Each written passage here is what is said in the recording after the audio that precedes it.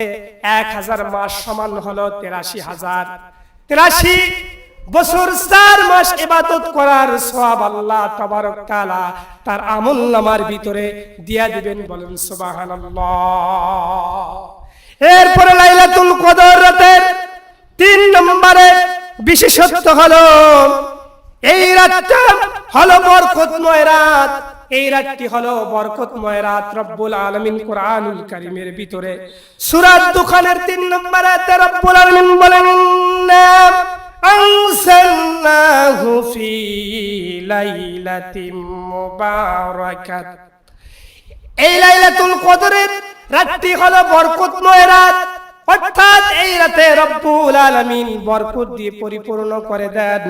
এই রাতের ভিতরে আল্লাহ তাবারক তাআলা দুনিয়ার জমিনে প্রথম আসমানে আল্লাহ তাবারক তাআলা বিপুল পরিমাণ ফেরেশতাদেরকে রব্বুল আলামিন দুনিয়ার জমিনে পাঠায় দেন, আর অন্য কোন রাতে পাঠান না। শুধুমাত্র এই লাইলাতুল কদরের রাত্রি হওয়ার সঙ্গে সঙ্গে রব্বুল আলামিন এরকম অগণিত বিপুল পরিমাণ ফেরেশতাদেরকে পাঠায়া দেন।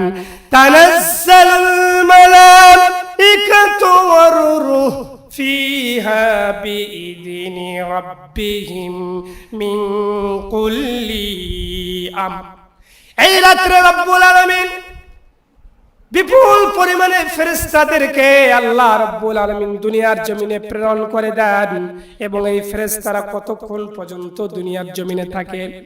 সালামুন হিয়া হাত্তা মাতলাইল ফাজর। এই রাত্রে ফেরেশতারা একেবারে ফজর পর্যন্ত তারা এরকম ভাবে অবস্থান করে, এবং এই রাত্রির ভিতরে আল্লাহ তাবারক তাআলা হাদিসের ভিতরে আল্লাহ রাসূল বলেন যে এই রাত্রির ভিতরে ফেরেশতারা এরকম ফজর পর্যন্ত বান্দাদেরকে বিশ্বল করে রাখেন। এবং এই রাত্রে রাসূল হাদিসের ভিতরে বলেন, যদি কোনো বান্দা আল্লাহর কাছে যা চায় আল্লাহ তাকেই তাই দিয়ে দেন। আল্লাহ তাবারক তাআলা বলেন, এই রাত্রে কে আছো তোমরা ভাবি আমার কাছে চাও, আমি তোমাদের অভাব মোচন করে দিব। যদি কোনো অসুস্থ ব্যক্তি এই রাতে আল্লাহর কাছে সুস্থতা চায় আল্লাহ তাকে সুস্থ করে দেন। দুনিয়ার জমিনে মানুষের যত রকম চাহিদা আছে আল্লাহ রাব্বুল আলামিন এই রাতটা হলো ভাগ্য রজনী। এই রাত্রির ভিতরে মানুষের ভাগ্যের পরিবর্তন হয়। এই রাত্রিটা হলো ক্ষমার রাত্রি। এই রাত্রির ভিতরে আল্লাহ তাআলা ক্ষমা করে দেন, এবং এই রাত্রিটা হলো শান্তিময় রাত্রি। এই রাত্রে ফজর পর্যন্ত ফেরেশতারা এরকম ভাবে বান্দাদের উপরে শান্তি অবতীর্ণ করতে থাকেন, বলেন সুবহানাল্লাহ। এবং এই রাত্রিটা হলো ভাগ্য রজনী। রব্বুল আলামিন কোরআনুল কারীমের ভিতরে সূরা আদ-দুখানের 4 নম্বর আয়াতে আল্লাহ তাআলা বলেন, ফিহা ইফরাকু কুল্লু আমরিন হাকীম। এই রাত্রে প্রত্যেকটি বিষয় আল্লাহ তাআলা বান্দাদের জন্য এরকম ভাবে বন্টন করে দেন, যার যতটুকু আল্লাহ দরকার হয় তার তাকদীরে এই রাত্রে কি হয়ে যায়? বন্টন হয়ে যায়। মানুষের ভাগ্যের পরিবর্তন হয়ে যায়। দোয়ার মাধ্যমে মানুষের ভাগ্যের পরিবর্তন হয়। সর্বশেষ এই রাত্রিটা হলো কিসের রাত? ক্ষমার রাত। লাইলাতুল কদরের 7ম নম্বর বিশেষত্ব হলো এই রাত্রিটা হলো ক্ষমার রাত। বিশ্ব নবী সাল্লাল্লাহু আলাইহি সাল্লাম বুখারী শরীফের 1901 নম্বর হাদিস শরীফের ভিতরে রাসূল সাল্লাল্লাহু আলাইহি সাল্লাম বলেন, মান কামা লাইলাতুল কদরি ঈমানাও ওয়া ইহতিসাবান গুফিরা লাহু মা তাকদ্দামা মিন যামবি। বিশ্ব নবী বলেন, এই রাত্রে যে ব্যক্তি ঈমান ও সওয়াবের আশায় লাইলাতুল কদর রাতে ইবাদত করবে আল্লাহ তাবারক তাআলা তার পূর্বের সমস্ত গুনাহ খাতাগুলোকে আল্লাহ তাবারক তাআলা maaf করে দিবে।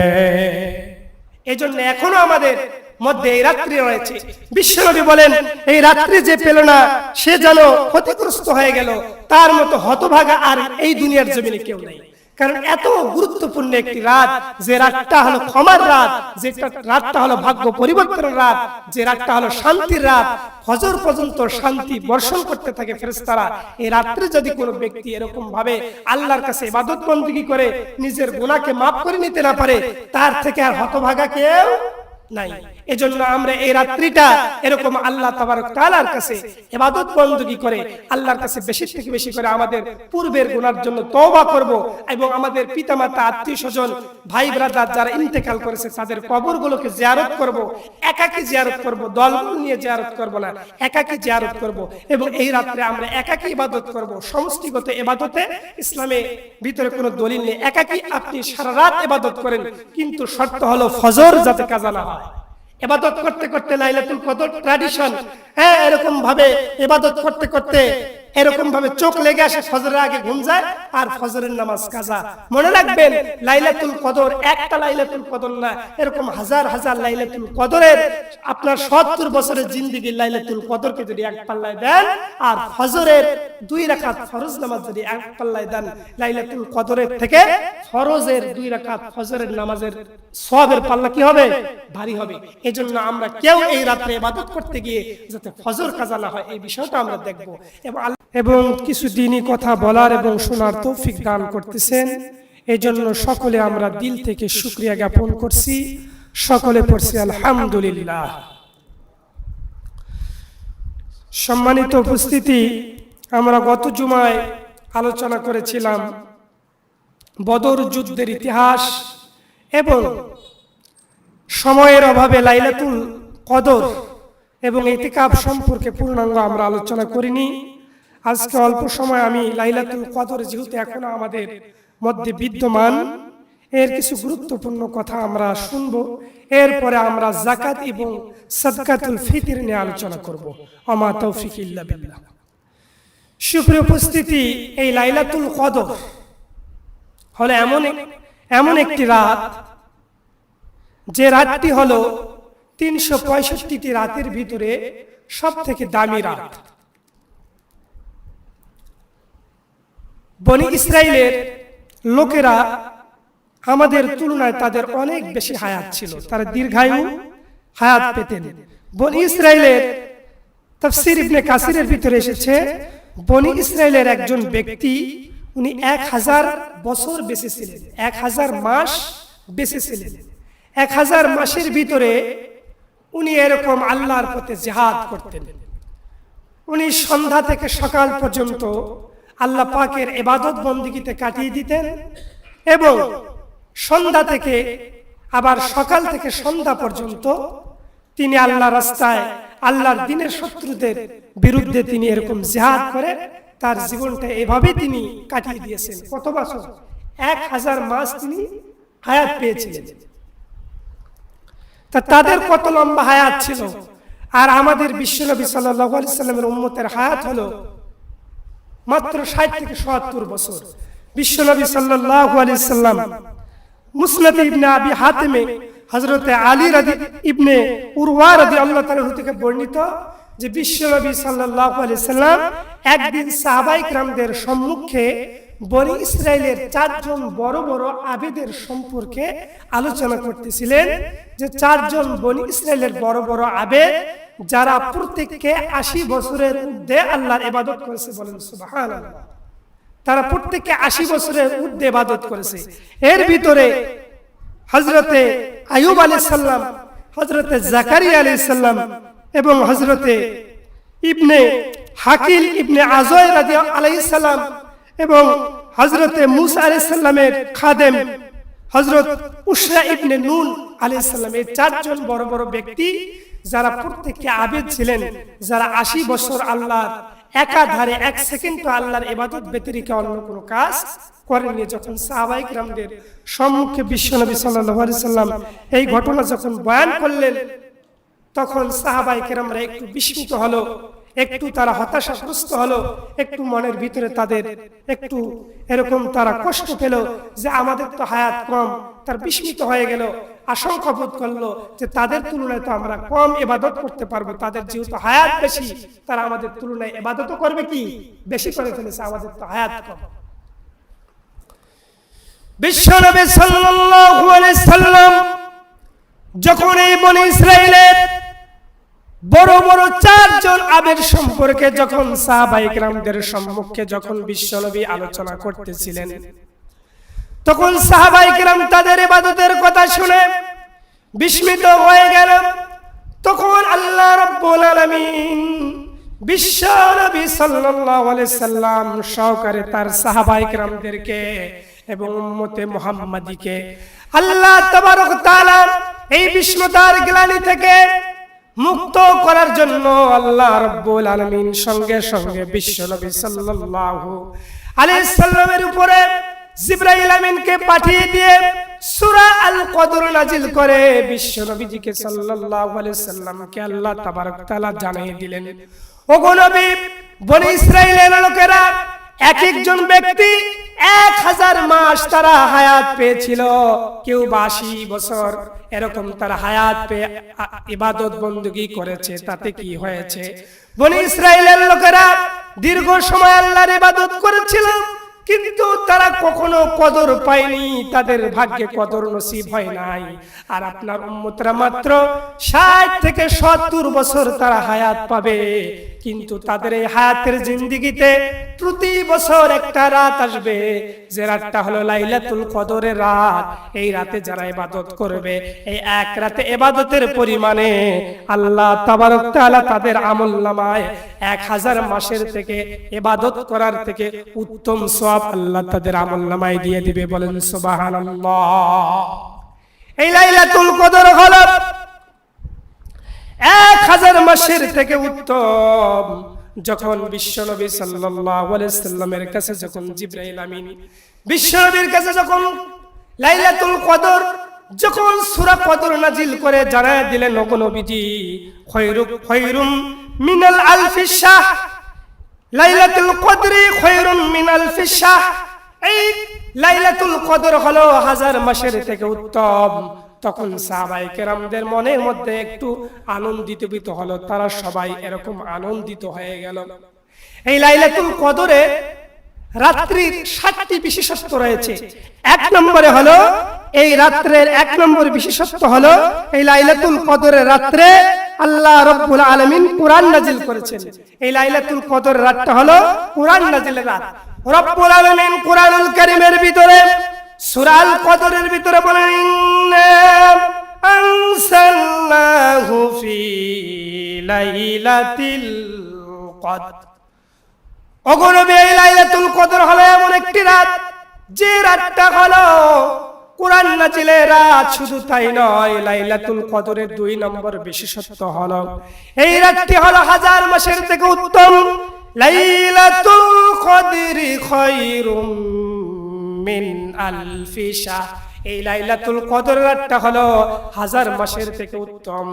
এই রাতে যে ব্যক্তি ইবাদত করবে, আল্লাহ তাবারক তাআলা তার আমলনামার ভিতরে 1000 মাস সমান হলো 83000, 83 বছর 4 মাস ইবাদত করার সওয়াব আল্লাহ তাবারক তাআলা তার আমলনামার ভিতরে দিয়া দিবেন। বলেন সুবহানাল্লাহ। এরপরে লাইলাতুল কদর রাতের 3 নম্বরে বিশেষত্ব হলো এই রাতটা হলো বরকতময় রাত। এই রাতটি হলো বরকতময় রাত। রব্বুল আলামিন কুরআনুল কারীমের ভিতরে সূরা দুখানের 3 নম্বর আয়াতে রব্বুল আলামিন বলেন, ইন্না আনসালনাহু ফি লাইলাতিন মুবারাকাত। এই লাইলাতুল কদরের রাতটি হলো বরকতময় রাত, অর্থাৎ এই রাতে রব্বুল আলামিন বরকত দিয়ে পরিপূর্ণ করে দেন। এই রাতের ভিতরে আল্লাহ তাবারক তাআলা দুনিয়ার জমিনে প্রথম আসমানে আল্লাহ তাবারক তাআলা বিপুল পরিমাণ ফেরেশতাদেরকে রব্বুল আলামিন দুনিয়ার জমিনে পাঠায় দেন, আর অন্য কোন রাতে পাঠান না। শুধুমাত্র এই লাইলাতুল কদরের রাত্রি হওয়ার সঙ্গে সঙ্গে রব্বুল আলামিন এরকম অগণিত বিপুল পরিমাণ ফেরেশতাদেরকে পাঠায় দেন। তানাজ্জালুল মালাইকাতু ওয়ার রূহ ফিহা বিইذনি রাব্বিহিম মিন কুল্লি আমর। এই রাত্রে রব্বুল আলামিন বিপুল পরিমাণে ফেরেশতাদেরকে আল্লাহ রাব্বুল আলামিন দুনিয়ার জমিনে প্রেরণ করে দেন, এবং এই ফেরেশতারা কতক্ষণ পর্যন্ত দুনিয়ার জমিনে থাকে? সালামুন হিয়া হাত্তা মাতলাইল ফাজর। এই রাত্রে ফেরেশতারা একেবারে ফজর পর্যন্ত তারা এরকম ভাবে অবস্থান করে এবং এই রাত্রির ভিতরে আল্লাহ তাবারক তাআলা হাদিসের ভিতরে আল্লাহ রাসূল বলেন যে এই রাত্রির ভিতরে ফেরেশতারা এরকম ফজর পর্যন্ত বান্দাদেরকে বিশ্বল করে রাখেন এবং এই রাত্রে রাসূল হাদিসের ভিতরে বলেন যদি কোনো বান্দা আল্লাহর কাছে যা চায় আল্লাহ তাকেই তাই দিয়ে দেন। আল্লাহ তাবারক তাআলা বলেন এই রাত্রে কে আছো তোমরা ভাবি আমার কাছে চাও আমি তোমাদের অভাব মোচন করে দিব। যদি কোনো অসুস্থ ব্যক্তি এই রাতে আল্লাহর কাছে সুস্থতা চায় আল্লাহ তাকে সুস্থ করে দেন। দুনিয়ার জমিনে মানুষের যত রকম চাহিদা আছে আল্লাহ রাব্বুল আলামিন এই রাতটা হলো ভাগ্য রজনী। এই রাত্রির ভিতরে মানুষের ভাগ্যের পরিবর্তন হয়। এই রাত্রিটা হলো ক্ষমার রাত্রি। এই রাত্রির ভিতরে আল্লাহ তাআলা ক্ষমা করে দেন এবং এই রাত্রিটা হলো শান্তিময় রাত্রি। এই রাত্রে ফজর পর্যন্ত ফেরেশতারা এরকম ভাবে বান্দাদের উপরে শান্তি অবতীর্ণ করতে থাকেন, বলেন সুবহানাল্লাহ। এবং এই রাত্রিটা হলো ভাগ্য রজনী। রব্বুল আলামিন কোরআনুল কারীমের ভিতরে সূরা আদ-দুখানের 4 নম্বর আয়াতে আল্লাহ তাআলা বলেন ফিহা ইফরাকু কুল্লু আমরিন হাকীম। এই রাত্রে প্রত্যেকটি বিষয় আল্লাহ তাআলা বান্দাদের জন্য এরকম ভাবে বন্টন করে দেন, যার যতটুকু আল্লাহ দরকার হয় তার তাকদীরে এই রাত্রে কি হয়ে যায়, বন্টন হয়ে যায়, মানুষের ভাগ্যের পরিবর্তন হয়ে যায়। দোয়ার মাধ্যমে মানুষের ভাগ্যের পরিবর্তন হয়। সর্বশেষ এই রাত্রিটা হলো কিসের রাত? ক্ষমার রাত। লাইলাতুল কদরের 7ম নম্বর বিশেষত্ব হলো এই রাত্রিটা হলো ক্ষমার রাত।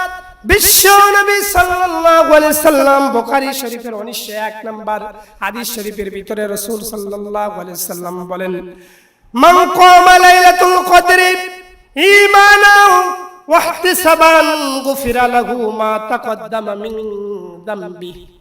বিশ্ব নবী বলেন এই রাত্রে যে ব্যক্তি ঈমান ও সওয়াবের আশায় লাইলাতুল কদর রাতে ইবাদত করবে আল্লাহ তাবারক তাআলা তার পূর্বের সমস্ত গুনাহ খাতাগুলোকে আল্লাহ তাবারক তাআলা maaf করে দিবে। এজন্য এখনো আমাদের মধ্যে এই রাত্রি রয়েছে। বিশ্বনবী বলেন এই রাত্রি যে পেল না সে যেন ক্ষতিগ্রস্ত হয়ে গেল, তার মতো হতভাগা আর এই দুনিয়ার জমিনে কেউ নেই। কারণ এত গুরুত্বপূর্ণ একটি রাত, যে রাতটা হলো ক্ষমার রাত, যে রাতটা হলো ভাগ্য পরিবর্তনের রাত, যে রাতটা হলো শান্তির রাত, ফজর পর্যন্ত শান্তি বর্ষণ করতে থাকে ফেরেশতারা। এই রাত্রে যদি কোনো ব্যক্তি এরকম ভাবে আল্লাহর কাছে ইবাদত বندگی করে নিজের গুনাহকে maaf করে নিতে না পারে, তার থেকে আর হতভাগা কেউ নাই। এজন্য আমরা এই রাত্রিটা এরকম আল্লাহ তাবারক তাআলার কাছে ইবাদত বندگی করে আল্লাহর কাছে বেশি থেকে বেশি করে আমাদের পূর্বের গুনার জন্য তওবা করব এবং আমাদের পিতামাতা আত্মীয়স্বজন ভাই ব্রাদার যারা ইন্তেকাল করেছে তাদের কবরগুলোকে জিয়ারত করব। একাকী জিয়ারত করব, দলবল নিয়ে জিয়ারত করব না, একাকী জিয়ারত করব। এবং এই রাত্রে আমরা একাকী ইবাদত করব। সমষ্টিগত ইবাদতে ইসলামে ভিতরে কোনো দলিল নেই। একাকী আপনি সারা রাত ইবাদত করেন, কিন্তু শর্ত হলো ফজর যাতে কাজা না হয়। ইবাদত করতে করতে লাইলাতুল কদর ট্র্যাডিশন, এরকম ভাবে ইবাদত করতে করতে এরকম ভাবে চোখ লেগে আসে, ফজরের আগে ঘুম যায় আর ফজরের নামাজ কাজা। মনে রাখবেন লাইলাতুল কদর একটা লাইলাতুল কদর না, এরকম হাজার হাজার লাইলাতুল কদরের আপনার 70 বছরের জিন্দেগির লাইলাতুল কদরকে যদি এক পাল্লায় দেন আর ফজরের 2 রাকাত ফরজ নামাজ যদি এক পাল্লায় দেন, লাইলাতুল কদরের থেকে ফরজের 2 রাকাত ফজরের নামাজের সওয়াবের পাল্লা কি হবে? ভারী হবে। এজন্য আমরা কেউ এই রাতে ইবাদত করতে গিয়ে যাতে ফজর কাজা না হয় এই বিষয়টা আমরা দেখব এবং আল্লাহর কাছে এরকম তওবা তাহির করব, আমরা ইস্তিগফার করব, পূর্ববর্তী গুনাহ থেকে আল্লাহর কাছে মাফ চাইব। আমাদের যারা ইন্তেকাল করেছে তাদের জন্য আমরা ইসালে সওয়াব করব, তাদের কবরগুলো সম্ভব হলে জিয়ারত করব। এবং এই রাতে বিশ্বনবী সাল্লাল্লাহু আলাইহি সাল্লাম কবর জিয়ারত করেছেন। আম্মা জান আয়েশা সিদ্দিকা রাদিয়াল্লাহু তাআলা আনহা বলেন বিশ্বনবী সাল্লাল্লাহু আলাইহি সাল্লাম আমার সঙ্গে ঘুমিয়েছিলেন। হঠাৎ করে ঘুম থেকে আমি জাগ্রত হয়ে দেখি, আমি খোঁজ করে দেখলাম বিশ্বনবী আমার পাশে নাই। আম্মা জান আয়েশা চিন্তায় পড়ে গেলেন, বিশ্বনবী কি অন্য কোন বিবির ঘরে গেল নাকি? আম্মা জান আয়েশার আশঙ্কা হলো অন্য কোন বিবির ঘরে গেল নাকি। তখন বিশ্বনবী সাল্লাল্লাহু আলাইহি সাল্লামকে আম্মা জান তালাশ করলেন। বিবিদের ঘরে তালাশ করার পর আরো খুঁজতে থাকলেন। খুঁজতে খুঁজতে বিশ্ব নবী সাল্লাল্লাহু আলাইহি সাল্লামকে আম্মা জান আয়েশা দেখতে পেলেন যে বিশ্ব নবী সাল্লাল্লাহু আলাইহি সাল্লাম জান্নাতুল বাকির পাশে দাঁড়িয়ে কিবলামুখী হয়ে আল্লাহ রাব্বুল আলামিনের কাছে দোয়া করতেছেন। তখন বিশ্ব নবী সাল্লাল্লাহু আলাইহি সাল্লাম যখন দোয়া শেষ করলেন, আম্মা জান আয়েশা নবীজির কাছে চলে গেলেন। নবীজি এবার আম্মা জান আয়েশাকে ডেকে বললেন, আয়েশা রে, তোমার মনে এই মুহূর্তে কি আশঙ্কা হচ্ছে? তুমি কি আল্লাহ এবং রাসূলের প্রতি কোনো খারাপ ধারণা করতেছো নাকি? আম্মা জান আয়েশা বললেন, ওগো নবী, আমি যখন ঘুম থেকে জাগ্রত হয়ে আপনাকে খুঁজে পাইলাম না, তখন আমার মনে হয়েছিল আপনি হয়তো বা আপনার অন্য কোনো বিবির ঘরে গিয়েছেন। তখন নবীজি বললেন, না আয়েশা, তুমি কি জানো নাকি আজকে রাত্রিটা কোন রাত্রি? ওগো আয়েশা, তুমি মনে হয় জানো না, আজকে রাত্রিটা হলো লাইলাতুল কদরের রাত। এই রাতে রব্বুল আলামিন এরকম বান্দাদের জন্য ক্ষমা ঘোষণা করে দিয়েছেন। আসমান থেকে আল্লাহ পাক এই রাত্রির ভিতরে ফেরেশতাদেরকে দুনিয়ার জমিনে পাঠায় দেন, তারা মানুষের জন্য শান্তি বর্ষণ করতে থাকেন। এবং এই রাত্রির ভিতরে আল্লাহ তাবারক তাআলা যারাই এরকম ভাবে ঈমান এবং সওয়াবের আশায় যারা ইবাদত করবে, আল্লাহ তাদের পূর্বের সমস্ত গুনাহ খাতাগুলোকে মাফ করে দিবে। এজন্য এই রাত্রি যাতে আমরা কেউ হতভাগা না হই, এই রাত্রি থেকে কেউ যাতে আমরা লুজান না হই, যাতে সবারই ভাগ্যে আমাদের লাইলাতুল কদর কি নসিব হয়। আমাদেরকে সবার ভাগ্যে আল্লাহ পাক লাইলাতুল কদর নসিব করুন। সকলে বলে আল্লাহুম্মা আমিন। সুপ্রিয় উপস্থিতি, আরেকটি গুরুত্বপূর্ণ বিষয়, সেটা হলো ইসলামের আরেকটি গুরুত্বপূর্ণ বিধান হলো যাকাত এবং সাদকাতুল ফিতর। এই যাকাত হলো নামাজের মতো একটি ফরজ ইবাদত। খুব গুরুত্বপূর্ণ এখন কথা বলবো, গুরুত্বপূর্ণ আলোচনা, আপনার মনোযোগ দিয়ে শুনবেন। এই যাকাতটি হলো ইসলামের 5টি ভিত্তি খুঁটি রয়েছে। একটি তাবু, কয়টা খুঁটি থাকে বলেন তো? 5টা। তাবু তৈরি করতে হলে খুঁটি লাগবে 5টা। মাঝখানের খুঁটিটা যদি না দেন, তাবু উঁচা হবে না, তাবু উঁচু হবে না। অনুরূপ ভাবে ইসলাম হলো 5টি খুঁটির উপর স্থাপিত। বিশ্বনবী সাল্লাল্লাহু আলাইহি সাল্লাম হাদিস শরীফের ভিতরে বলেন যে ইসলাম হলো 5টি খুঁটির উপরে অবস্থিত। এর ভিতরে 1 নম্বরে হলো কি? ঈমান, আল্লাহ এবং রাসূলের উপরে ঈমান আনা। 2 নম্বরে খুঁটি হলো নামাজ। 3 নম্বরে খুঁটি হলো যাকাত। 4 নম্বরে খুঁটি হলো হজ। আর 5 নম্বরে খুঁটি হলো রমাদানুল মুবারক মাসের সিয়াম। তাহলে দেখেন, এই 5টি খুঁটির ভিতরে মাঝখানের অবস্থান কার? যাকাতের। তাহলে আপনি যদি এই মাঝখানের এই যাকাত অবস্থান, এই যাকাতটাকে যদি আপনি মুসলমান সমাজে বা আপনার রাষ্ট্রের ভিতরে যদি যাকাত ভিত্তিক অর্থনৈতিক ব্যবস্থা যদি আপনি কায়েম না করেন, তাহলে যে দেশের ভিতরে যাকাত ভিত্তিক অর্থনৈতিক অবস্থা কায়েম নাই, ওই সমাজ, ওই রাষ্ট্র, ওই জাতি, ওই গোত্রের লোকেরা কখনো মাথা উঁচু করে বিশ্বের মধ্যে দাঁড়াতে পারবে না। যেমনই ভাবে তাবু এরকম ভাবে উঁচু করতে গেলে, তাবুকে বানাতে গেলে, তাবু উপরে উঠাতে গেলে যেমন মাঝখানের খুঁটির দরকার, অনুরূপ ভাবে ইসলামকে সুমণ্ডিত করতে গেলে, ইসলামকে সুসংগঠিত করতে গেলে, ইসলামিক অর্থনৈতিক ব্যবস্থাকে চাঙ্গা করতে গেলে, পুরা বিশ্বের মধ্যে মুসলমানদেরকে আধিপত্য দিতে গেলে, ক্ষমতায় আসতে হলে, নেতৃত্বের স্থানে আসতে হলে অবশ্যই অর্থনৈতিক স্বাবলম্বীরও দরকার আছে। আর অর্থনৈতিক স্বাবলম্বীর অন্যতম মাধ্যম হলো এই যাকাত ভিত্তিক অর্থ ব্যবস্থা। আমাদের দেশে অনেক এরকম ভাবে মন্ত্রণালয় রয়েছে, কিন্তু যাকাত আদায়ের বা নেওয়ার কোনো মন্ত্রণালয় নাই। অলরেডি সরকার তারেক রহমান যাকাত আদায় কিভাবে আরো অগ্রগামী করা যায়, এজন্য এরকম ভাবে তিনি উদ্যোগ নিয়েছেন। তার এই উদ্যোগকে আমরা সাধুবাদ জানাই।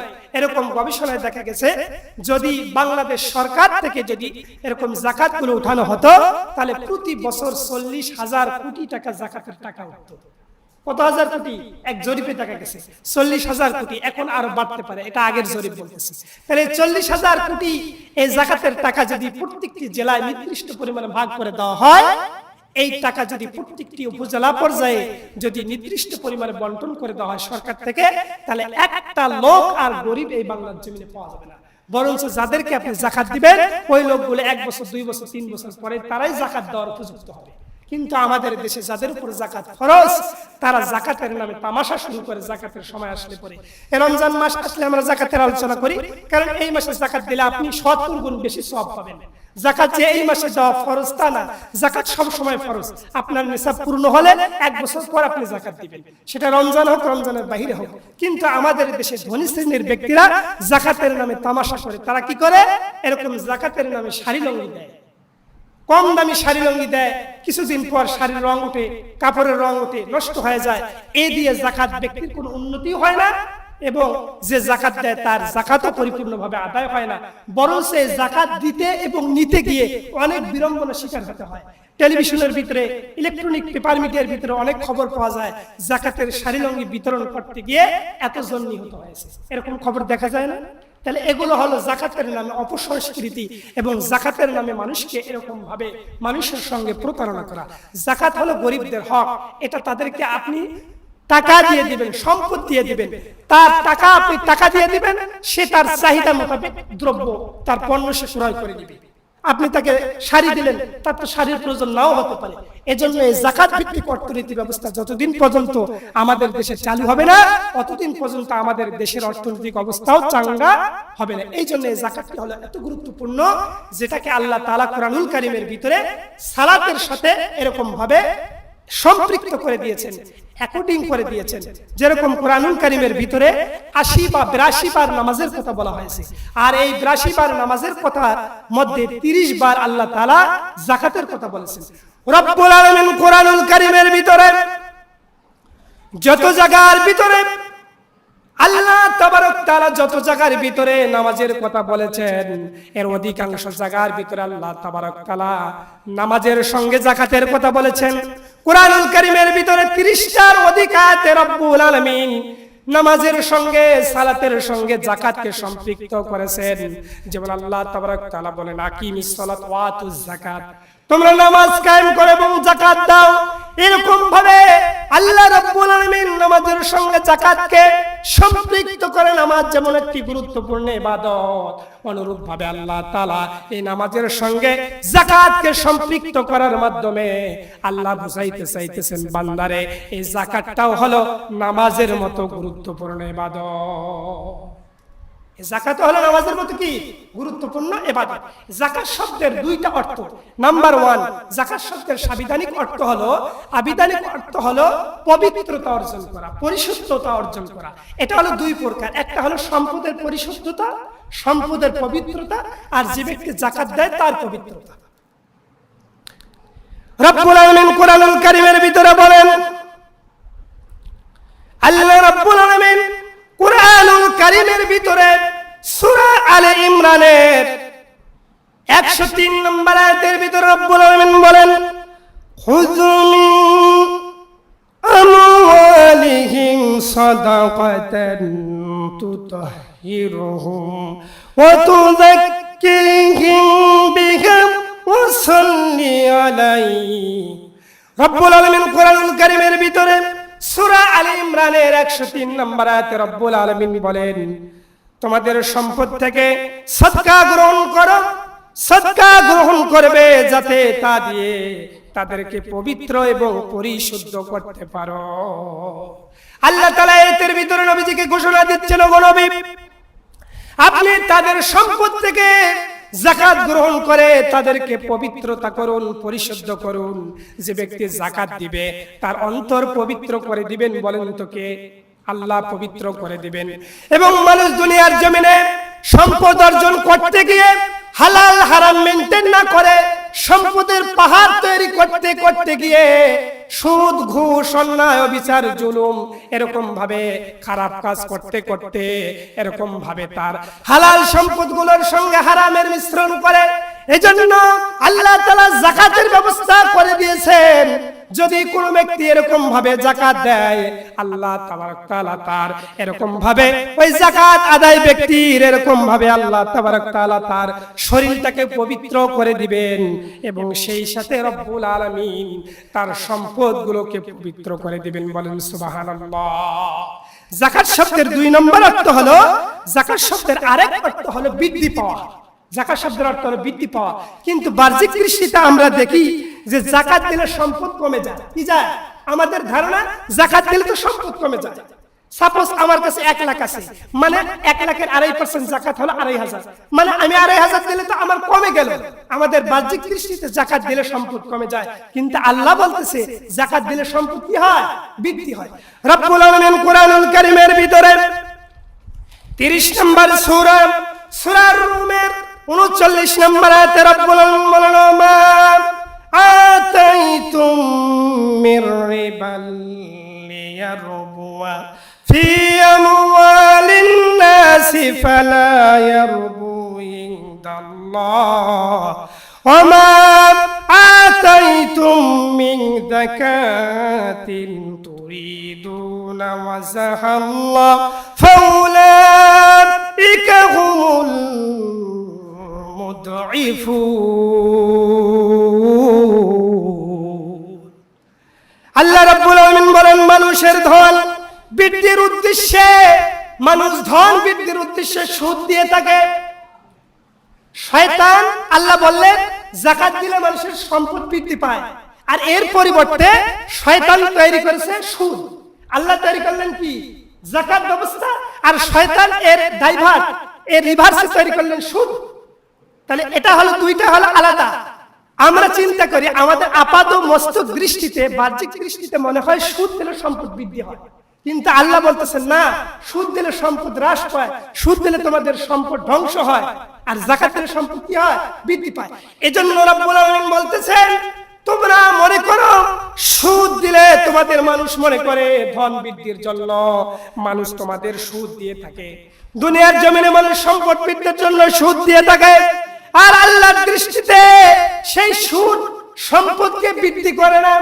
আল্লাহ বলতেছেন দুনিয়ার মানুষ চিন্তা করে সম্পদ বৃদ্ধির জন্য তারা সুদ দিয়ে থাকে, কিন্তু আল্লাহ বলে তোমরা যে মনে করো সুদের মাধ্যমে সম্পদ বৃদ্ধি হয়, আল্লাহ বলে না না না, সুদের মাধ্যমে সম্পদ বৃদ্ধি হয় না, বরং তোমরা যেটা আল্লাহর সন্তুষ্টির উদ্দেশ্যে দাও, তোমরা যে যাকাত দাও আল্লাহর সন্তুষ্টির উদ্দেশ্যে, এই যাকাত দেওয়ার মাধ্যমে আল্লাহ তাবারক তাআলা তোমাদের সম্পদকে আল্লাহ দ্বিগুণ পরিমাণে বৃদ্ধি করে দেন। বলেন সুবহানাল্লাহ। তাহলে আমরা যাকাতের অর্থ পেলাম কয়টা? দুইটা। নাম্বার 1 পবিত্রতা, নাম্বার 2 হলো বৃদ্ধি পাওয়া। এবার আসুন, এই যাকাত যদি কোনো ব্যক্তি আদায় না করে, যাকাত যদি কোনো ব্যক্তি আদায় না করে, এর ক্ষেত্র বিশেষে এরকম ভাবে 4 প্রকার শাস্তির কথা বলা হয়েছে। এখানে একটি কথা না বললেই নয়, সেটি হলো যাকাত ফরজ। এটা বলেন যেহেতু সময় শর্ট।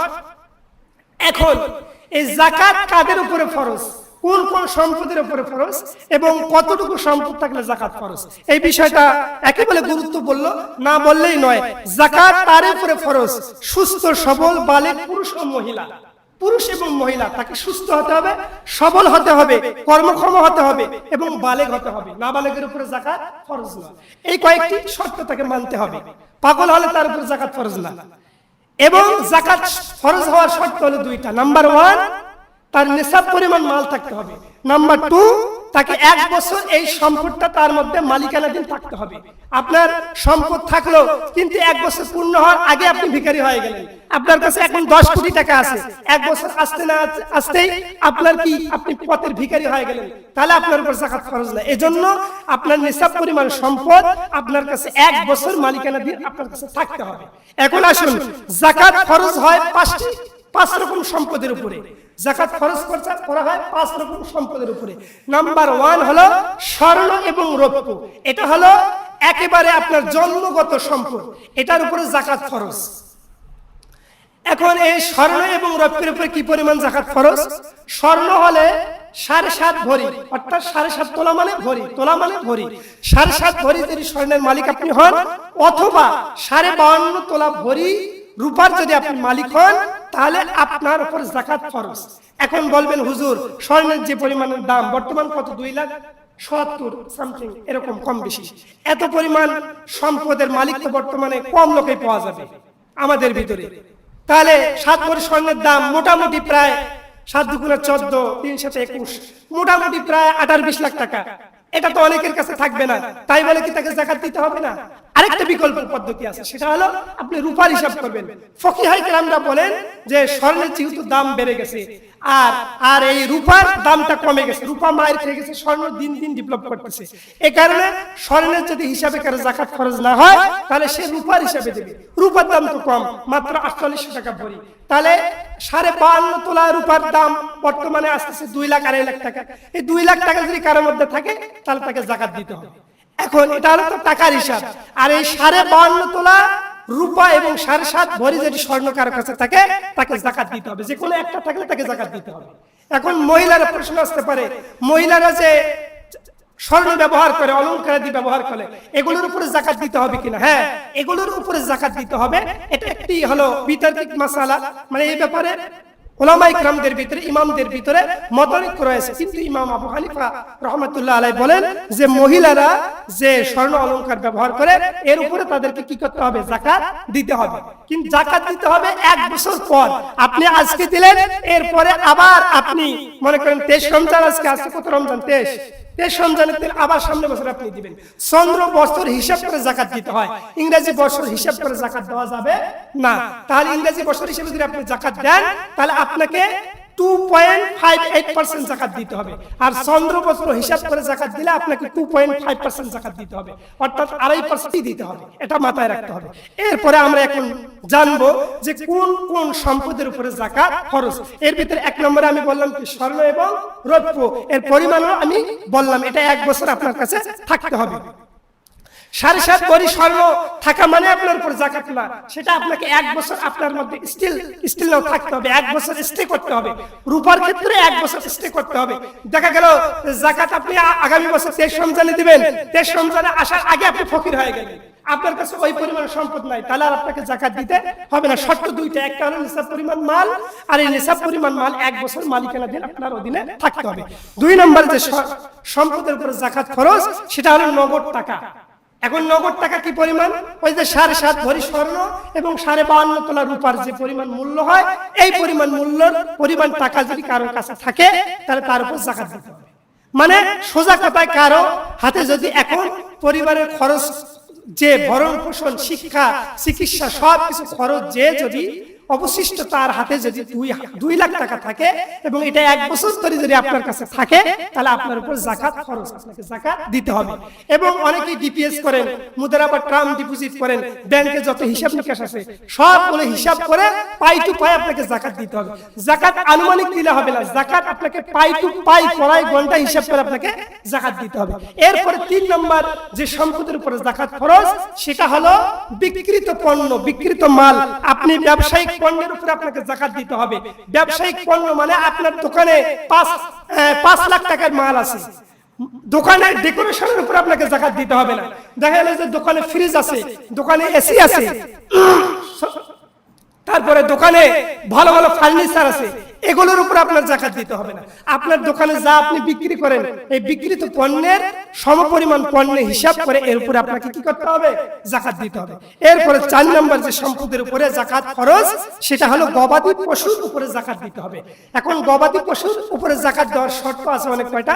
এর ভিতরে 1 নম্বর শর্ত হলো গবাদি পশু যদি বিচরণশীল, এরকম ভাবে বিচরণশীল ভূমিতে যদি খেয়ে লালিত পালিত হয় তাহলে আপনাকে তার উপর যাকাত দিতে হবে।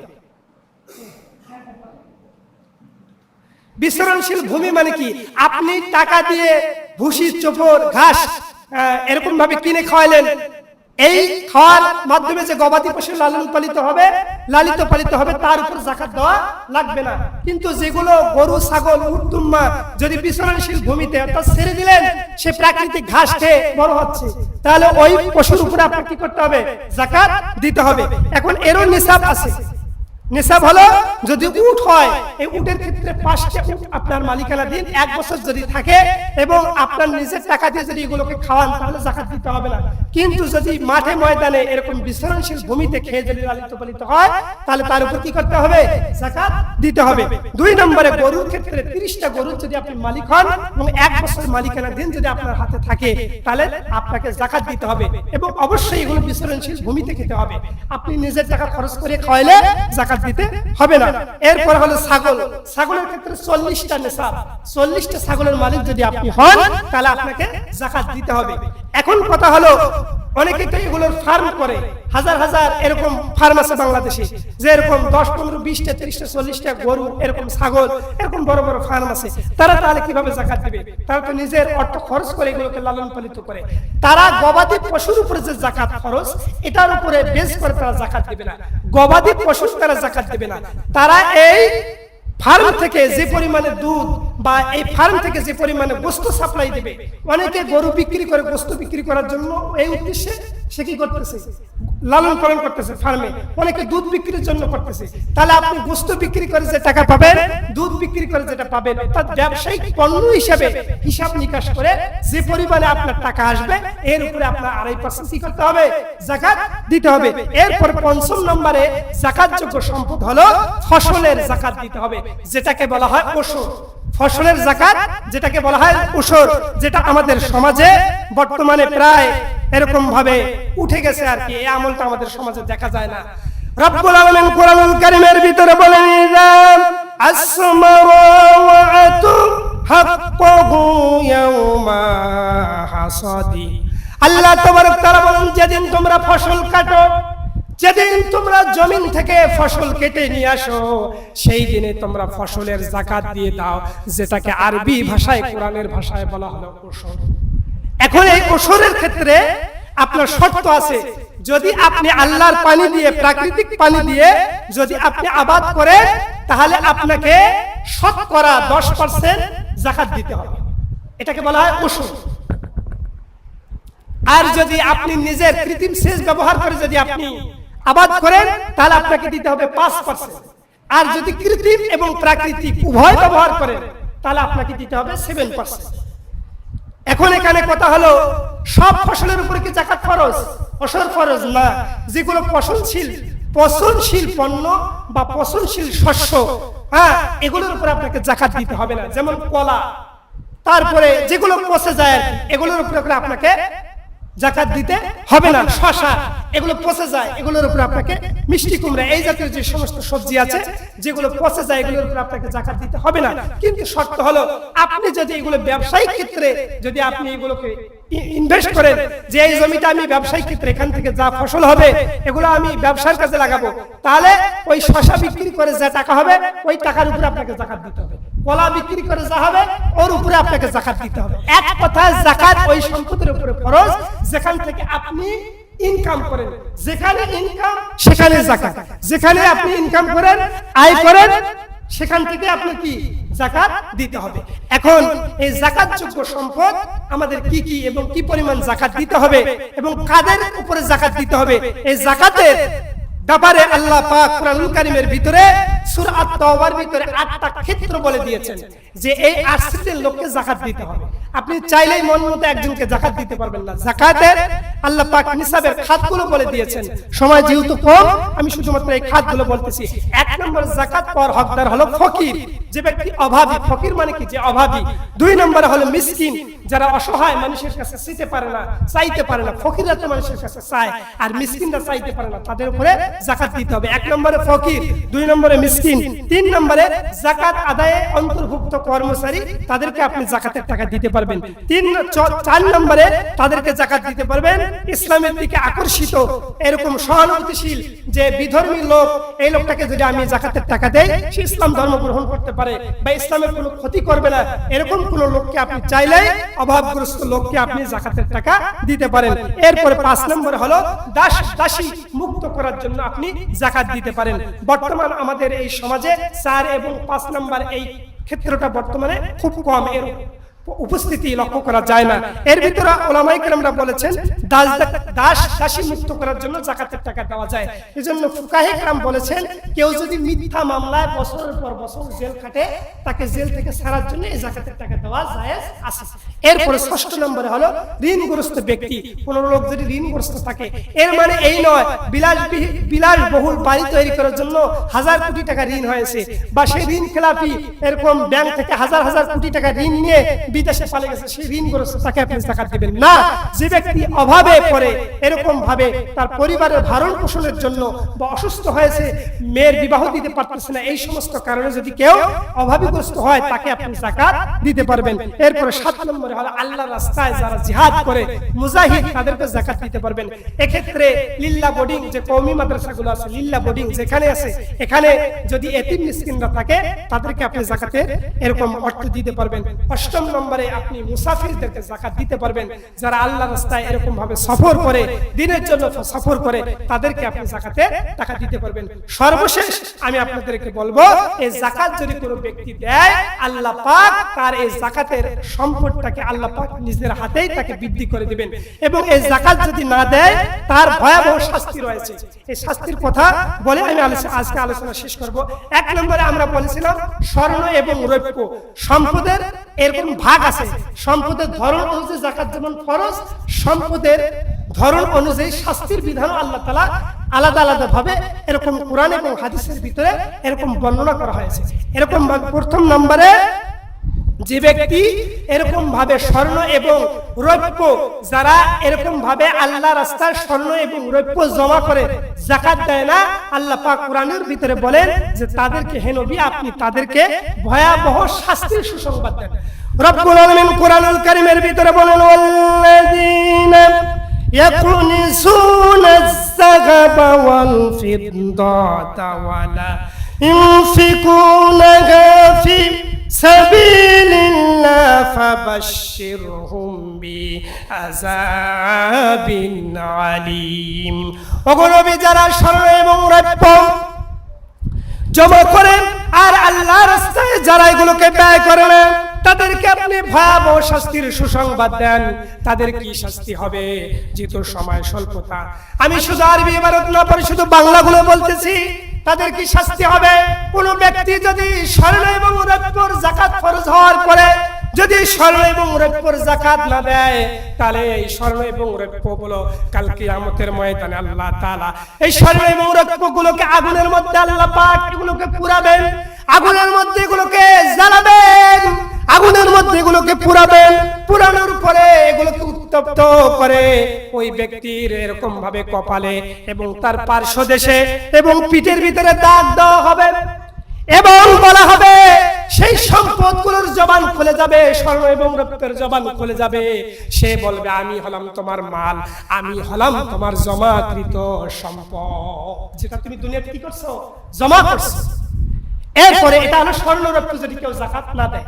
2 নম্বরে, যদি কোনো ব্যক্তি এরকম ভাবে সম্পদের উপরে যদি কোনো ব্যক্তি যাকাত না দেয়, সম্পদের উপরে যাকাত আপনার ফরজ হয়েছে, মানে নগদ টাকা বা ব্যবসায়িক পণ্যের উপর যাকাত ফরজ, কিন্তু আপনি যাকাত দিলেন না, সেই ক্ষেত্রে কি করা হবে? বিশ্বনবী হাদিস শরীফের ভিতরে বলেন, মান আয়াতুল্লাহি মালান ফালাম ইউআদ্দি যাকাতান মুসিলা লাহু ইয়াউমাল কিয়ামা শুজাআন আকরা।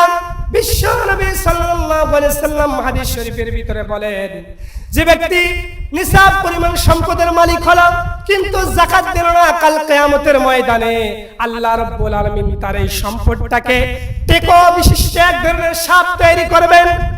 এই সাপ টেকো মাথা বিশিষ্ট বিষধর সাপের আকৃতি দান করবেন এই সম্পদগুলোকে।